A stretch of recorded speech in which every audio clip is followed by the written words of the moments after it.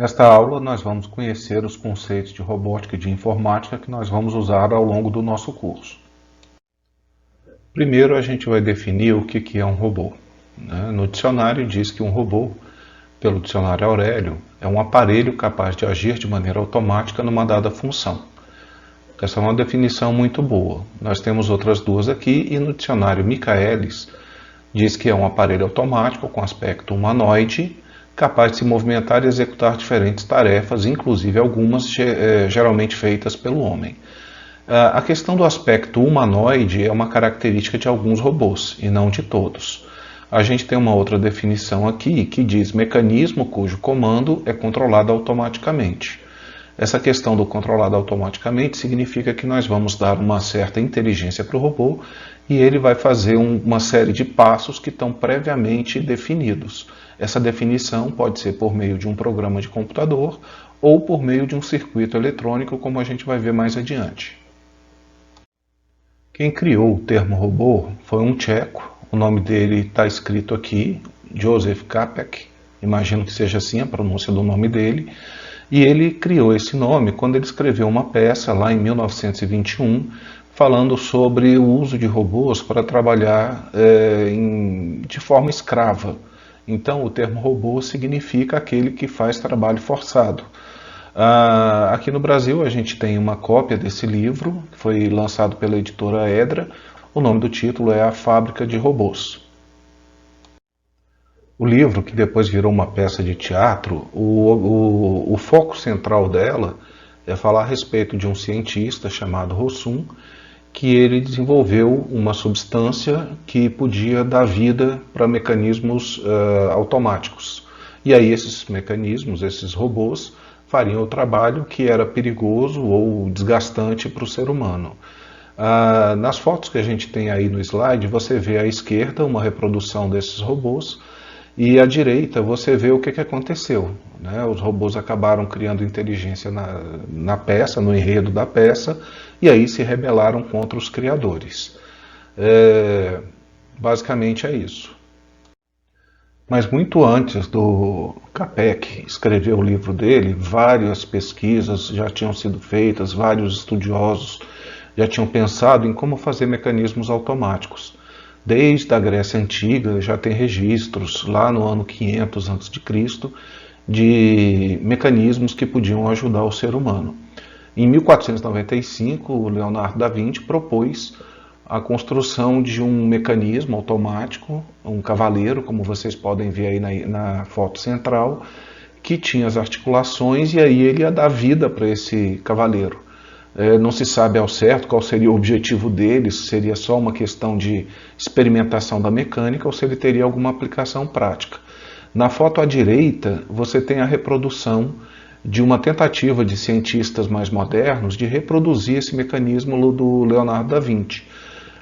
O pessoal, a partir dos desenhos do Leonardo, tentou recriar a máquina com algum sucesso. Não era perfeito, mas em função até de não ter um detalhamento muito grande da forma como o Leonardo tinha imaginado esse robô. Em 1738, um estudioso francês, Jacques de Vaucanson, ele propôs a criação de 3 mecanismos automáticos. Na imagem à esquerda, você vê um flautista, você vê no centro da imagem um pato e à direita um baterista. Especificamente com relação ao pato, a ideia seria reproduzir o sistema digestório humano, desde a inserção de alimentos até a eliminação de resíduos. Em 1898, um pesquisador que nasceu na Sérvia, o Nikola Tesla, uma pessoa bem famosa, desenvolveu uma série de trabalhos de eletromagnetismo e eletromecânica. Ele construiu um submarino, não é bem um robô, porque na imagem central você vê aí que tem uma antena maior e 2 antenas menores. O Tesla conseguiu radiocontrolar esse submarino. Ele tinha lá um controle remoto, colocou o submarino dentro de um rio e aí ele conseguia controlar os movimentos desse submarino a partir do radiocontrole. Isso em 1898, é um pesquisador muito famoso. Em 1939, a Westinghouse desenvolveu 2 robôs, O primeiro, como você vê aí na imagem, com forma humana, um robô humanoide, e depois um cachorro. E esses robôs tinham alguma autonomia, eles conseguiam fazer demonstrações, e na Feira Mundial de 1939, lá nos Estados Unidos, eles fizeram muito sucesso. Já em 1948, o William Walter, um americano, ele desenvolveu o primeiro robô autônomo. Esse robozinho que você vê na imagem aí, chamado de Tartaruga de Walter, ele conseguia fazer ele perseguia a luz. Era um robô que se movimentava em direção à fonte de luz que ele identificava com os sensores dele. Nesse vídeo que aparece aí no slide, se você estiver vendo o PDF, clicando aí você consegue ver o robozinho em funcionamento. É importante, gente, a gente separar os robôs do cinema dos robôs da vida real. No cinema eles têm todo um enredo para contar, eles têm toda uma história associada e às vezes o robô até é elemento central dessa história. Então eles não têm muito compromisso com a realidade, com os recursos, com a tecnologia, com a dificuldade necessária para criar aquele robô. O compromisso deles é com o entretenimento. Então você vê aí na imagem uma série de robôs que provavelmente vocês já viram vendo filmes antigos ou novos, e eles são muito diferentes dos robôs reais. Até como eu já disse, porque o foco deles está no entretenimento.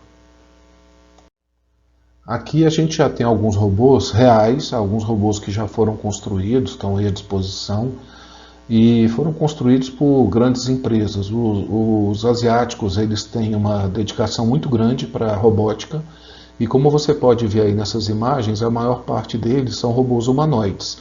Então eles tentam reproduzir os movimentos, o equilíbrio, as expressões faciais, e a tentativa deles é fazer um robô que se aproxime ao máximo do ser humano.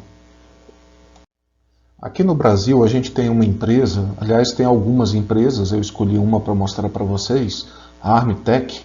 Se você estiver vendo o PDF você pode clicar aí nesse link para visitar o site deles.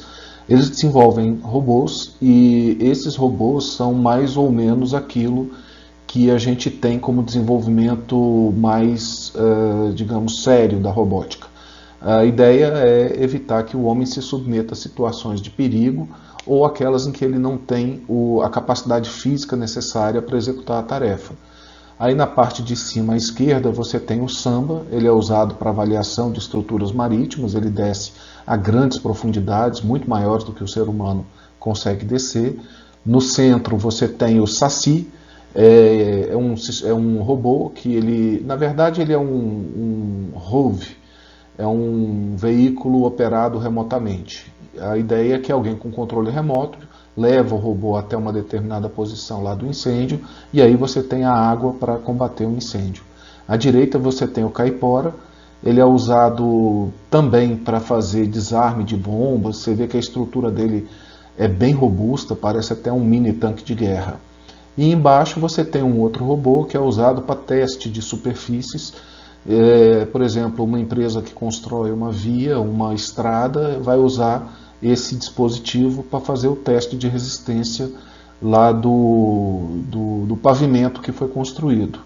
O nome dele é RSGP, é um robô simulador de grande porte. Ele é muito grande, muito pesado e usado para fazer esses testes. Bom, a gente já viu o que é um robô. Agora vamos ver o que é a robótica. Nos dicionários, o dicionário Aurélio diz que a robótica é um conjunto de estudos e técnicas tendentes a conceber robôs. O que está dizendo aí depois é basicamente a definição de um robô.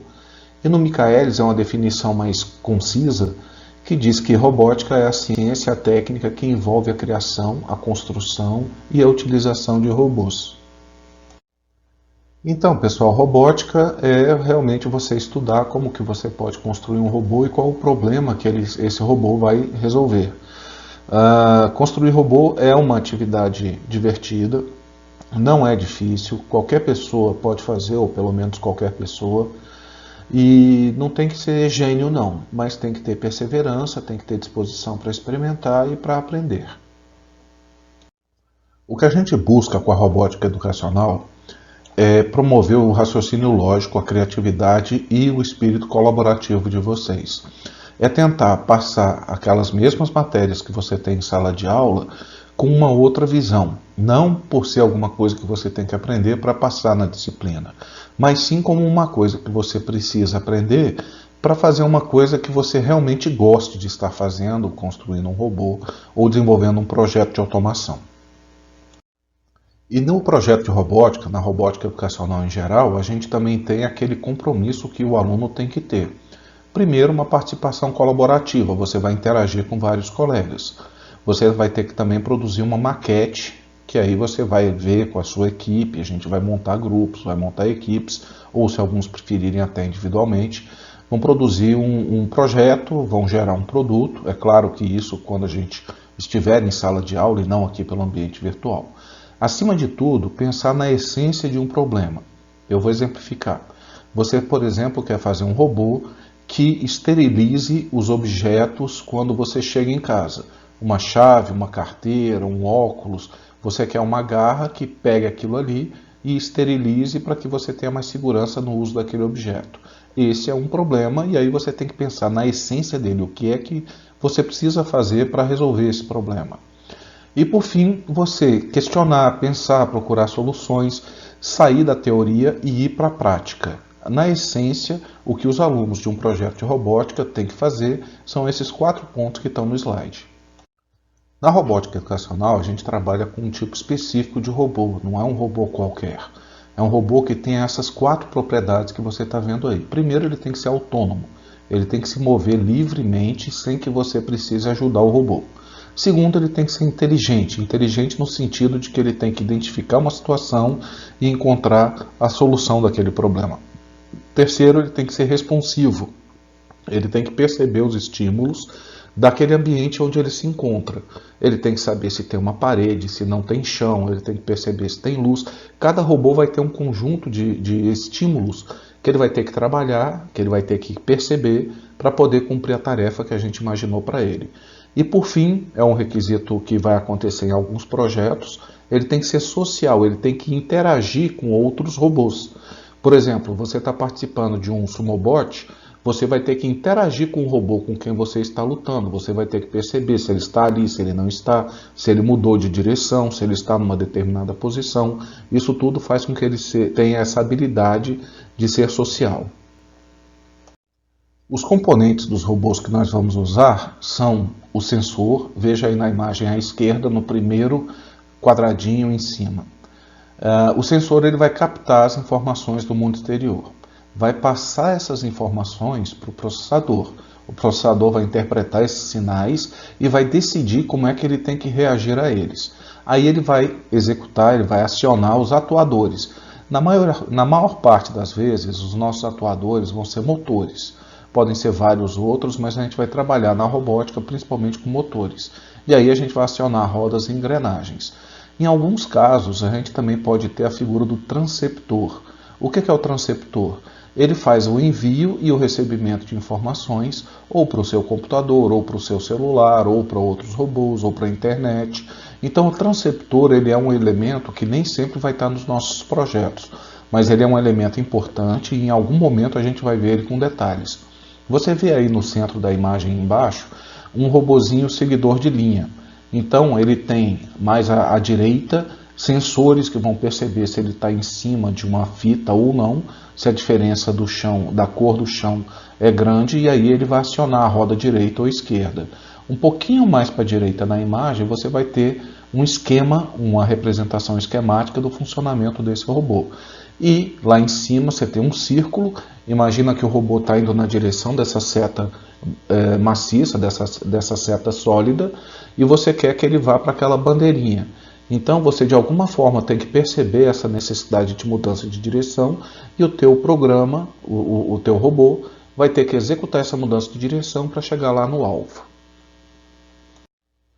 Para trabalhar com a robótica educacional, a gente costuma usar algumas plataformas. Uma plataforma bem famosa que tem é o Lego Mindstorm. É uma plataforma bem robusta. Você vê aí na parte esquerda da imagem uma caixinha. Ele vem todo bem empacotado e dentro desse pacote Você vê aí à esquerda da imagem mais embaixo, uma unidade de processamento, é uma que parece que tem um visorzinho na frente, e aí você tem as engrenagens, você tem os sensores. Então no kit vem com rodas, vem com conexões, vem um monte de peças. Você monta essas peças, você programa esse robô e aí ele vai cumprir uma determinada finalidade. No centro da imagem, no centro direito da imagem, você tem uma garra robótica e mais à direita você tem um robozinho que parece que é um seguidor de linha.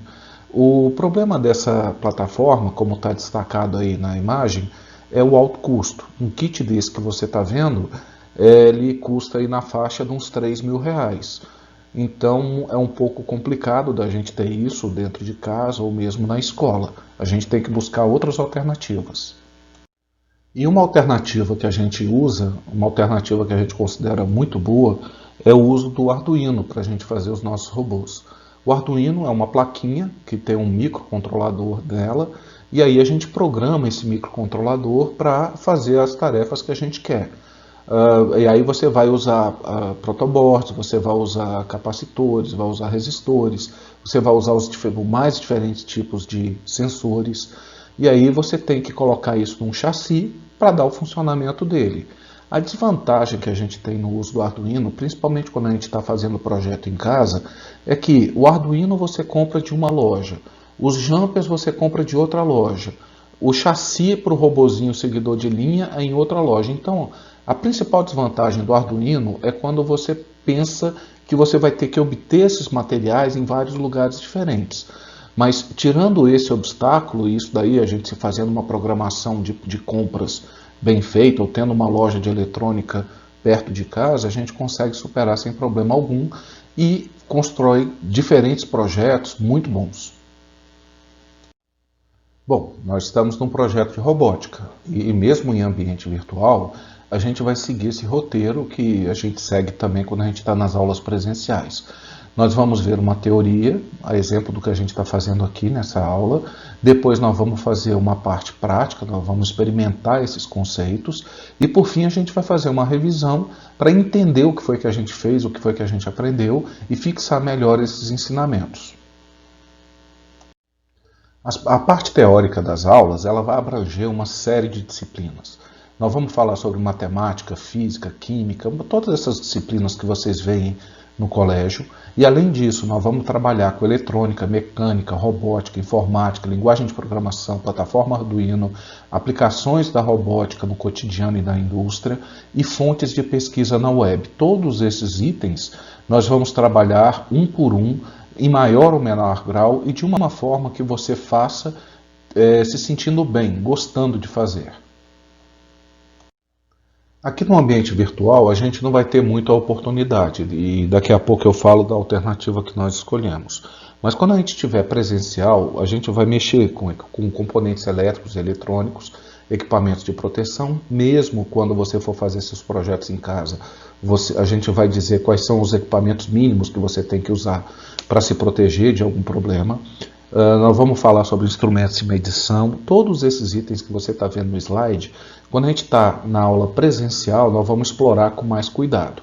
Aqui no ambiente virtual, a gente também vai explorar eles de uma forma diferente, usando simuladores, usando recursos da internet, mas de qualquer maneira a diferença não vai ser muito grande, tirando a parte de poder pegar, de ter contato físico com os equipamentos e com os componentes.